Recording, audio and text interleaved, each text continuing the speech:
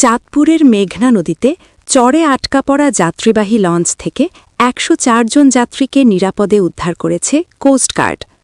মঙ্গলবার ১৭ মার্চ রাতে coast guard media কর্মকর্তা লেফটেন্যান্ট কমান্ডার সাব্বির আলম সুজন এ তথ্য জানান। তিনি বলেন, আজ ১৭ মার্চ মঙ্গলবার ভোর ৪টায় চাঁদপুরের হাইমচর থানাধীন চর ভৈরবী সংলগ্ন মেঘনা নদীতে এমভি সুগন্ধা নামক একটি যাত্রীবাহী লঞ্চ প্রবল বাতাসের কারণে নিয়ন্ত্রণ হারিয়ে চরে আটকে পড়ে।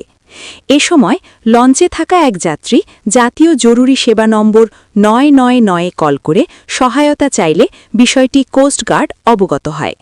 প্রাপ্ত তথ্যের ভিত্তিতে কোস্টগার্ড স্টেশন কালীগঞ্জ কর্তৃক উক্ত এলাকায় একটি উদ্ধার অভিযান পরিচালনা করে এমভি সুগন্ধা লঞ্চ থেকে আটকে পড়া ১০৪ জন যাত্রীকে ট্রলার যোগে নিরাপদে ইলিশা লঞ্চঘাটে পৌঁছে দেওয়া হয়। তিনি আরও বলেন, জনসেবায় কোস্টগার্ড সর্বদা নিয়োজিত আছে এবং ভবিষ্যতেও এই ধারাবাহিকতা অব্যাহত রাখবে।